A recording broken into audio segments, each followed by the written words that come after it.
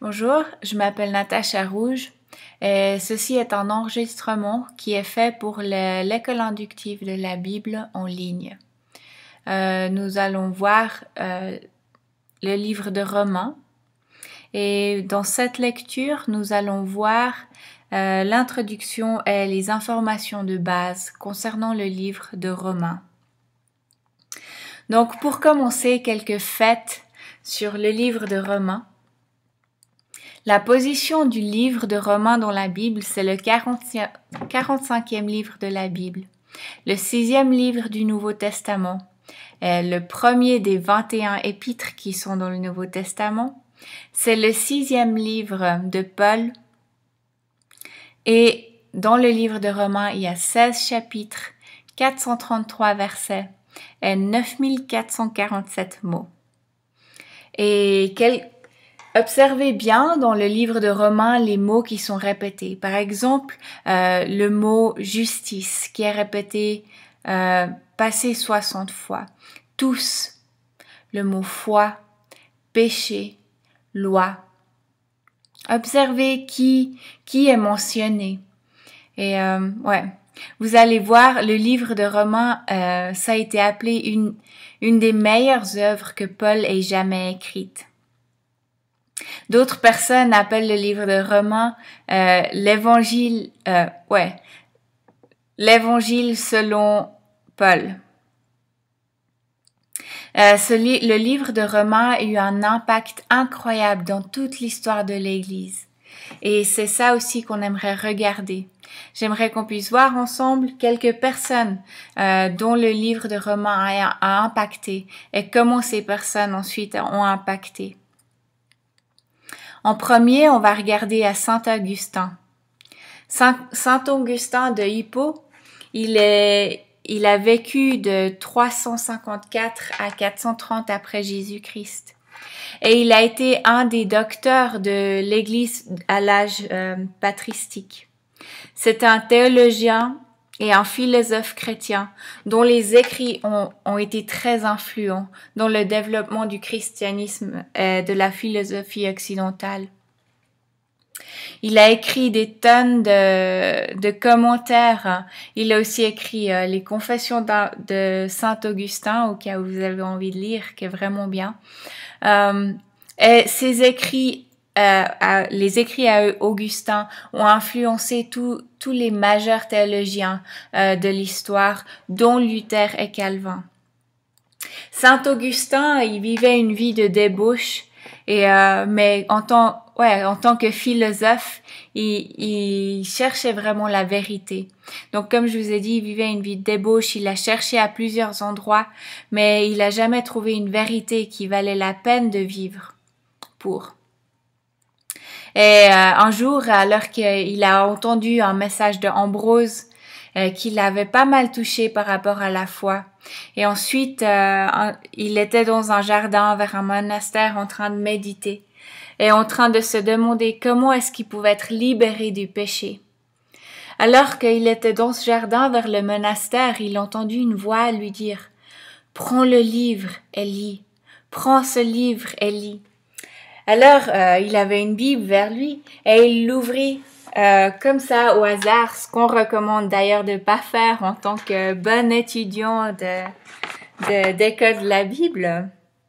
Mais il ouvrit sa Bible et il tomba sur le passage de Romains 13-14, où ça dit « Marchons honnêtement, comme en plein jour, sans excès de table, ni de boisson, sans luxure, ni dérèglement, sans discorde, ni jalousie, mais revêtez-vous du Seigneur Jésus-Christ, et ne vous mettez pas en souci de la chair pour en satisfaire les convoitises. » Et lisant simplement ce passage, la vie d'Augustin a changé, et il s'est converti et il est devenu un docteur en théologie. Et grâce à lui, on profite encore des commentaires et des écrits qu'il a fait. Ensuite, un autre homme qui a beaucoup influencé l'histoire de l'Église et qui a été, dont Romains était vraiment un livre clé dans son cheminement avec Dieu, c'est Martin Luther. Martin Luther, c'était un moine en Allemagne et il avait toujours cette bataille à l'intérieur de lui-même.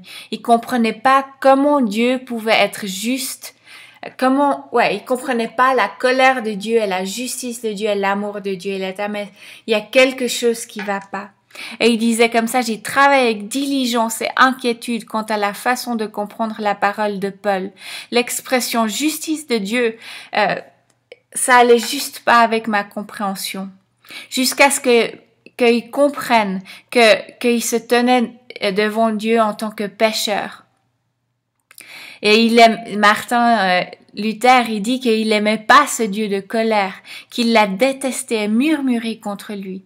Puis il a compris la justice de Dieu et que cette justice qui, par la grâce, par la miséricorde, Dieu nous a justifiés par la foi.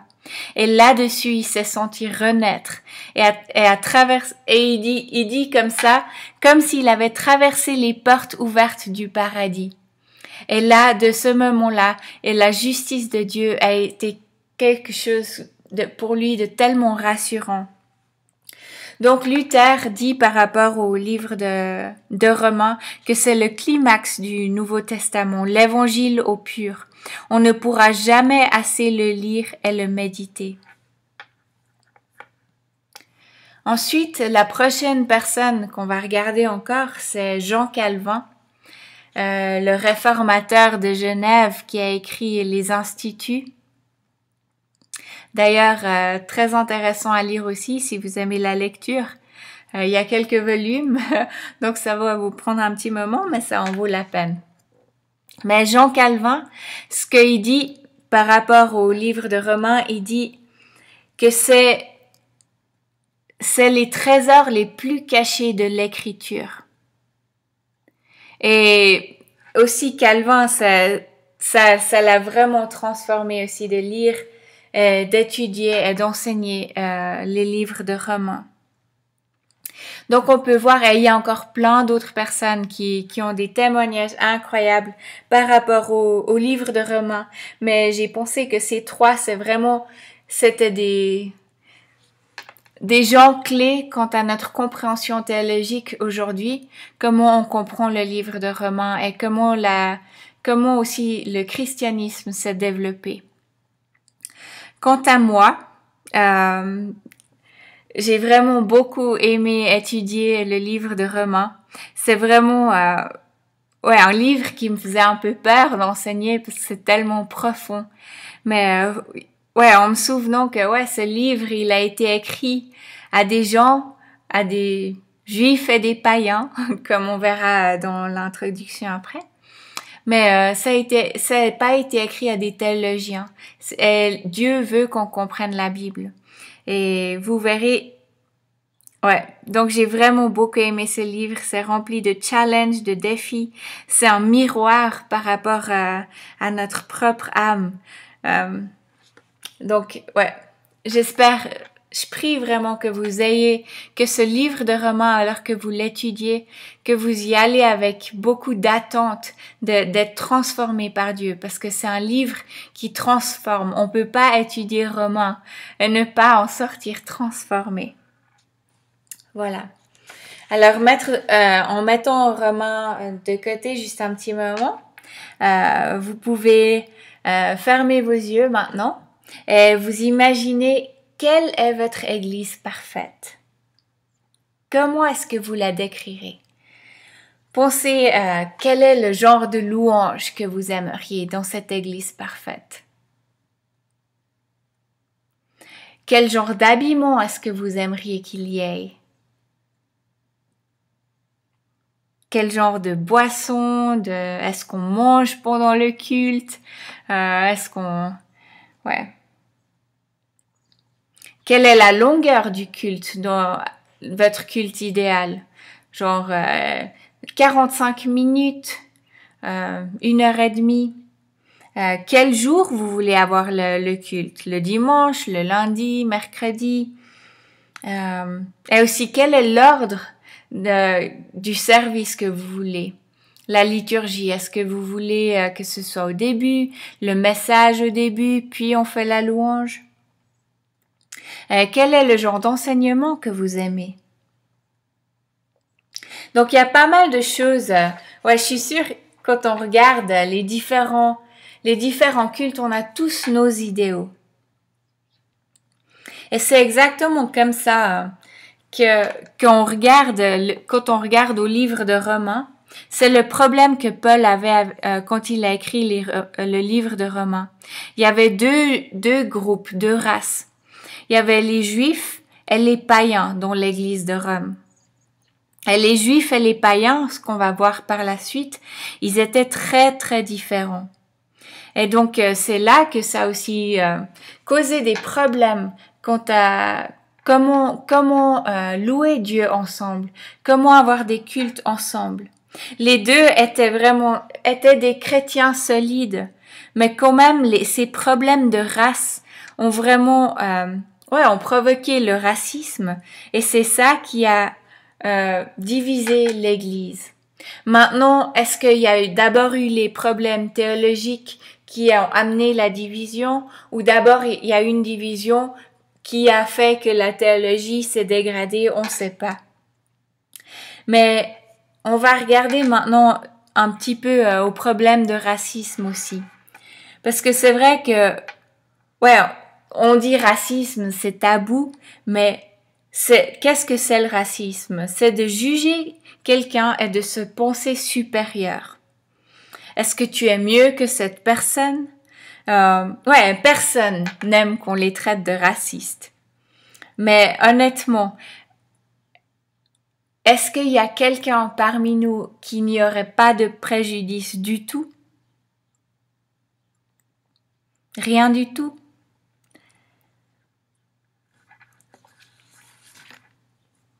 Pendant que vous étudiez le livre de Romains, posez-vous ces questions. Est-ce que, posez-les-vous honnêtement. Vous et Dieu. Par exemple, si vous deviez répondre à ces questions, je n'aime pas trop les gens de ce pays. Si je pouvais, je ne m'associerais pas avec.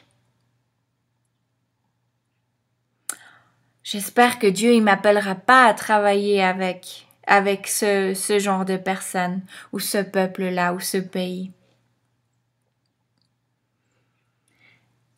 J'ai le sentiment, j'ai l'impression que ils sont quand même un peu moins bien que moi.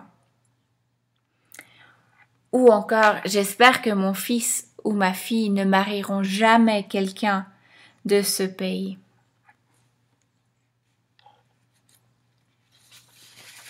Donc, je vous encourage, alors qu'on va étudier ce livre de Romains, pensez à votre propre cœur par rapport au racisme, quand Paul adresse l'un ou l'autre des groupes. Ne sortez pas du texte, mais allez avec le texte aussi. Maintenant, c'est le moment où je vais me présenter quand même un peu.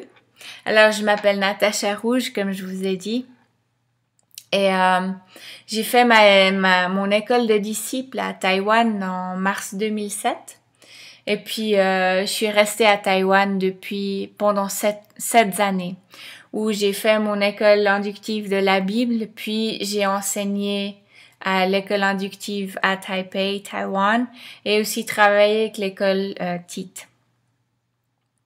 Donc, comme je vous ai dit, ça fait 7 ans. Je suis restée à Taïwan pendant 7 ans. Et je viens de rentrer en Europe il y a quelques semaines. Et si on peut comparer les deux, entre Taïwan et l'Europe, c'est très différent. Vous pouvez voir sur les slides, je viens d'un petit village, j'ai grandi, j'ai été à l'école dans un village qui s'appelle Oron-la-Ville. Et vous voyez sur l'image, c'est très différent à Taipei. À Oron-la-Ville, on a peut-être 5 magasins. Il y a une école. Tandis que Taipei, c'est la méga city avec plusieurs millions d'habitants. Une des autres différences de culture, c'est la nourriture. Alors comme vous voyez sur le slide à gauche, en Suisse on aime bien, ouais je suis suisse, donc en Suisse on aime bien manger du fromage, de la raclette, de la fondue, on aime bien boire un verre de vin en mangeant, c'est très ancré dans nos cultures. Tandis qu'à Taïwan, c'est très différent. Tu manges des pieuvres grillées, on mange totalement différent. Il y a toujours du riz au lieu du vin. Bon, pas qu'on boit du vin tout le temps chez nous en Suisse non plus, hein, faut pas croire. Mais à Taïwan, ils boivent beaucoup de thé et du thé au lait avec, ça s'appelle bubble tea, avec des petites bulles dedans, des petites boules noires. Donc aussi là, on voit vraiment le choc culturel. Dans notre culture en Europe, si on a des enfants, vous voyez sur la slide prochaine, quand on a une poussette, on promène un bébé. Mais quand on est en Asie, si quelqu'un promène une poussette, ça veut pas dire qu'il y a un bébé dedans, mais plutôt qu'il promène des animaux. Donc on voit vraiment que les cultures sont très différentes de chez nous. Et en retournant à Romains, on voit que simplement là, on voit les cultures de différence et comment s'adapter dans les cultures. Et ouais, par rapport au racisme aussi, les questions qu'on a posées avant, ouais, posez-les-vous. Ok, maintenant, si on va dans les informations de base, on va regarder à qui est l'auteur du livre. Alors, on sait que Paul a écrit le livre et il n'y a personne dans l'histoire de l'Église qui conteste, enfin qui va à l'encontre que Paul a écrit cet épître. D'ailleurs, les historiens qui étaient proches de quand Paul a écrit cet épître, ou plus proche que nous en tout cas, par exemple Irénæus, Ignatius, Polycarpe et Justin le martyr, tous confirment que Paul en est l'auteur. Le livre de Romains a été la 6e épître que Paul a écrit. Et il l'a écrite, il dit dans le verset 1-7, il dit qu'il l'a écrit aux chrétiens de Rome. À tous ceux qui à Rome sont bien-aimés de Dieu. Donc, qui sont ces chrétiens à Rome, les bien-aimés de Dieu? C'est les chrétiens juifs et païens de Rome.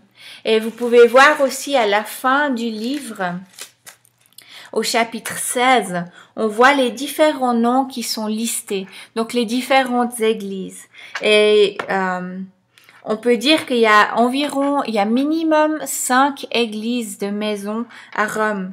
Et quand on observe les noms qu'il y a à peu près 15% de juifs et 85%, ou 85, pardon pour les Français, 85% de païens. Et on sait ça si on analyse les noms, mais vous pouvez faire ça vous-même. Je vais pas aller en détail là-dessus. Ok. Ensuite, on va se dire, ok, des fois, Paul va s'adresser aux Juifs, des fois, il va s'adresser aux païens, et des fois, il va s'adresser aux deux. Et vraiment, de nouveau, le cœur de Paul, c'est que les deux comprennent que Dieu, qu'ils sont égaux et qu'ils sont aimés, que la grâce a été pour l'un et pour l'autre groupe. Et que quand ils sont confrontés à l'évangile pur, ils ne peuvent faire autrement que d'être unifiés. Et c'est vraiment pour ça que Paul écrit cette lettre. On peut voir le but de Paul en écrivant cette lettre, c'est dans le chapitre 15, versets 5 et 6. Et il dit comme ça, Que le Dieu de la patience et de la consolation vous donne d'avoir une même pensée les uns à l'égard des autres, selon le Christ Jésus, afin que d'un commun accord, d'une seule voix, vous glorifiez le Dieu et Père de notre Seigneur Jésus-Christ. Faites-vous mutuellement un bon accueil, comme Christ vous a accueillis pour la gloire de Dieu. Et c'est pour ça que Paul va écrire cette lettre. Donc, des fois, comme je vous ai dit, il adresse les Juifs, des fois les païens, et des fois les deux. Et c'est pour ça que si systématiquement, il va expliquer qu'est-ce que c'est l'Évangile, de partir de les bases. Et ensuite, du chapitre 12 à 15, il va leur expliquer comment mettre en pratique la théologie. Ok. Donc, les versets où quelques versets, vous pouvez regarder aussi vous-même, mais quelques versets où il adresse les Juifs, c'est par exemple dans le verset 2, 17, quand il leur dit « Toi qui te donnes le nom de Juif ». Ou par exemple dans le chapitre 3, verset 1, quel est donc le privilège des Juifs? Ou par exemple dans le chapitre 7, verset 1, je parle à des gens qui connaissent la loi. Donc, on voit aussi là que Paul, directement, il a adressé les Juifs qui sont à Rome. Ensuite, il adresse aussi les païens qui font partie de cette église à Rome. Par exemple, dans le verset 9, 24, à nous qu'il a appelés non seulement d'entre les Juifs, mais encore d'entre les païens. Ensuite, dans le chapitre 11, 13, je vous le dis à vous, les païens. Et aussi dans le chapitre 11, 30, de même que vous avez autrefois désobéi à Dieu, vous avez maintenant obtenu la miséricorde.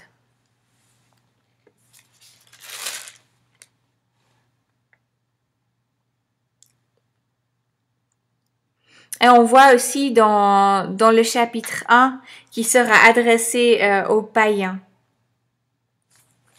On ira plus en détail quand on ira through the text, par le texte. Voilà. Concernant les deux groupes, on peut voir 2,9 pour le juif premièrement, puis pour le grec. Ensuite, 3,9, nous avons déjà prouvé que tous, juifs et grecs, sont sous l'emprise du péché. 3,29, Dieu seulement des juifs ne l'est-il pas aussi des païens? Dans le chapitre 10, verset 12, il n'y a pas de différence en effet entre juifs et grecs.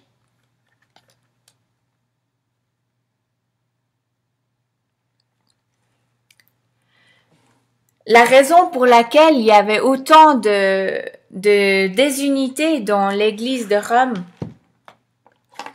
c'est à cause de l'historique entre les deux. Déjà, on sait que les Juifs, ils tiennent vraiment à leur tradition et c'est difficile des fois pour eux de laisser côté les traditions. Donc en fait aussi en tant que Juifs, ils avaient la fierté raciale aussi d'être le peuple élu, d'être les choisis. Donc eux qui sont on voit après dans les chapitres 3, 4, où Paul adresse les Juifs, où il parle d'Abraham, que les Juifs ils pensaient qu'à cause qu'ils sont le peuple élu qui descendent d'Abraham, qu'ils étaient mieux que les païens. Pour mieux comprendre notre audience, on va regarder un peu à leur église, mais aussi à Rome. D'abord, quand est-ce que l'église a-t-elle été fondée? Donc, on sait que dans Actes 2, verset 10, il est dit qu'il y avait des Juifs, ceux qui sont venus de Rome, Juifs et prolyséites y étaient. Donc, on voit déjà qu'il y a des gens de Rome qui ont entendu l'évangile et qui étaient là, qui s'étaient convertis. Donc, ça pourrait être de ce moment-là qu'ils sont retournés à Rome et ont fondé des églises. Il n'y a pas de preuve exacte et il n'y a pas de date exacte. Mais dans Acte 18, on est confronté avec Priscilla et Aquila, qui eux étaient des Romains. Ok. On va regarder à la ville de Rome, qui est donc la capitale de l'Empire. Elle a été fondée en 753 BC, avant Jésus-Christ, et il y avait une population d'environ 1 million d'habitants avec les esclaves. Il est dit que les esclaves comprenaient environ 60 à 70% de la population.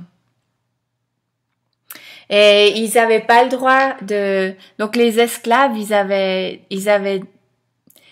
pas de droits, pas beaucoup de droits civils, donc ils appartenaient à leur maître, mais ils étaient très éduqués. Et comme ils étaient la majorité de la population, l'empereur, une des phobies, des peurs des empereurs, c'était des révoltes. Donc les esclaves s'habillaient comme tout le monde pour être sûrs qu'ils se reconnaissent pas dans la rue et qu'ils commencent à se révolter. Ensuite, il y avait environ 50 000 juifs dans la ville de Rome. Et aussi là, les empereurs, ils avaient très peur des soulèvements politiques. Donc aussi, il y a un temps où les juifs, ils avaient à peine le droit de lire la Torah et ils n'avaient pas le droit de se rencontrer plus qu'un certain nombre de personnes par groupe. Rome était une ville très développée. Vous allez voir sur la prochaine slide, on voit Rome au temps de Paul. Et ensuite aussi l'endroit stratégique comme Rome était placé. On voit que c'est près de Ostie et il y a vraiment tous les chemins qui menaient à Rome, comme on voit. Les Romains étaient très fiers de cette ville. C'était une ville très développée.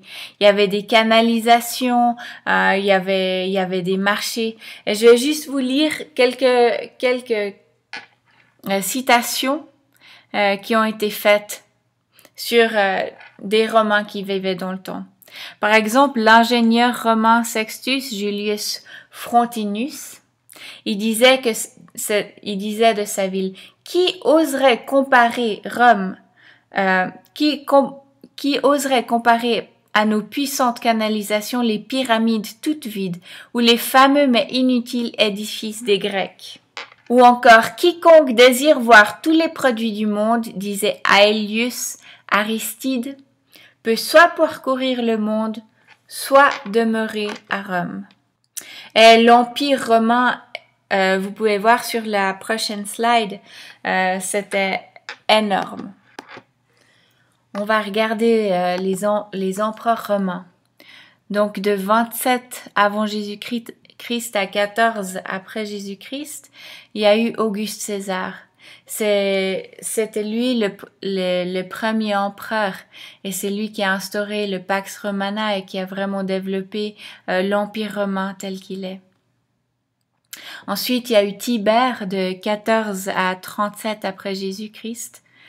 Et d'après les historiens Suetonius et Dio Cassius, Tibère a renvoyé les Juifs de Rome en 19 après Jésus-Christ. Mais ils sont revenus après un moment. Caligula, le prochain empereur de 37 à 41, lui a fait un décret comme quoi tous les Juifs dans tout l'Empire avaient le droit d'observer leurs propres lois et coutumes. Puis on a Claude, l'empereur Claude de 41 à 54, qui qui a fait un décret comme quoi les Juifs n'avaient plus le droit de se rassembler dû au grand nombre qu'ils étaient, mais aussi, comme on a dit, ils avaient une phobie et une hantise que les gens se soulèvent contre le gouvernement. Donc, ils avaient plus le droit de se rassembler. Et donc il les a chassés de Rome parce qu'il y avait souvent des histoires, des conflits à cause d'un certain Chrestus. Et il n'arrivait pas à savoir la différence entre les Juifs ou les chrétiens. Donc en fait, c'est là qu'il a banni tous les Juifs. Et ensuite, après, est venu l'empereur Néro, qui par la suite a permis aux Juifs de retourner à Rome. Pourquoi au début de son règne, il était assez tolérant envers les Juifs. Certains historiens disent que c'est parce qu'il avait une femme qui était à moitié juive et il voulait lui plaire. Donc ça pourrait être encore une des raisons. Donc en 54, les Juifs sont de retour à Rome. En 5 ans, pendant leur absence, l'église, elle avait boomé. Il y a 85%, 85% de païens et 15% de juifs. Donc, en fait, cette lettre de Romains, c'est une réponse pastorale aussi de la part de Paul à ces deux groupes qui maintenant sont rassemblés après une séparation de 5 ans. 5 ans, c'est long. Imaginez-vous si, pour les Juifs, peut-être ils avaient leur maison, ils avaient tout et ils ont tout perdu. Ensuite, maintenant, ils ont peut-être plus envie de payer les taxes. C'est pour ça que Paul il va adresser au chapitre 13 de payer les taxes, comment vivre les uns avec les autres. Donc, on peut comprendre aussi par rapport les païens, les Romains, par exemple, quand ils voulaient faire des fêtes, ils mangeaient du porc. Alors quand ils avaient les cultes, bien sûr, et qu'ils voulaient célébrer, qu'est-ce qu'ils faisaient? Ils sortaient le porc. Alors pour les Juifs, là, c'était l'horreur, c'était le truc à pas faire. D'ailleurs, Lévitique 11, on voit les lois cochères, c'était pas à faire. Où les Juifs voulaient célébrer les cultes le samedi, et les esclaves, eux, ils devaient travailler, ils pouvaient pas forcément. Donc il y avait là aussi des différences. Et toutes ces différences, c'est ça qui a poussé Paul à écrire le livre. On sait qu'il a écrit à des chrétiens qu'il n'avait encore jamais rencontrés. Dans le livre de Romains, il va mentionner Phoebe, Romains 16, verset 1.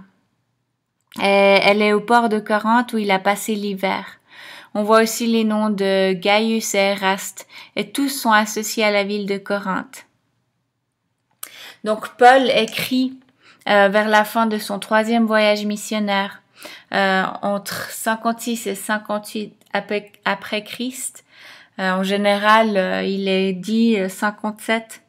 Alors qu'il se préparait à aller à Jérusalem pour apporter un don aux croyants des églises de Jérusalem dans le besoin. Et c'est Phoebe qui va apporter cette lettre.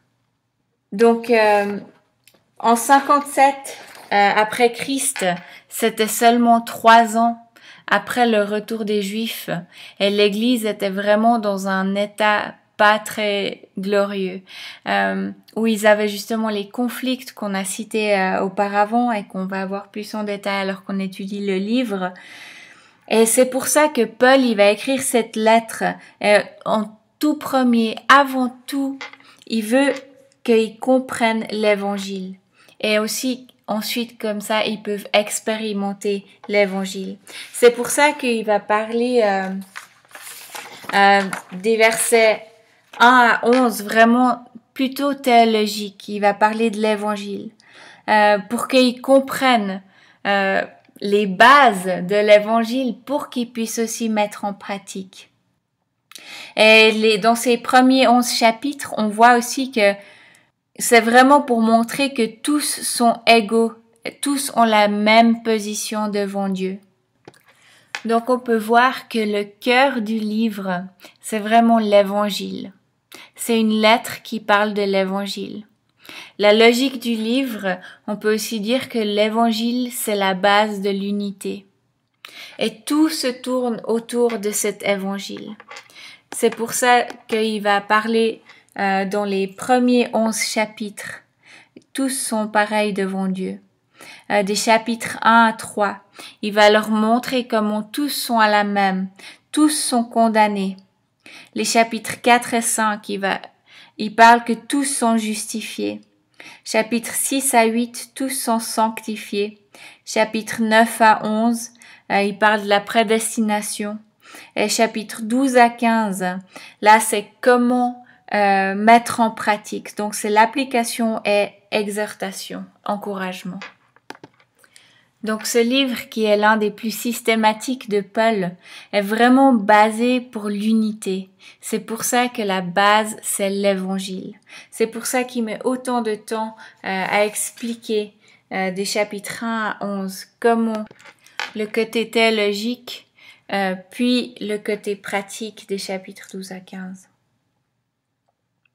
Paul voulait qu'ils puissent d'abord comprendre l'évangile, pour pouvoir le vivre.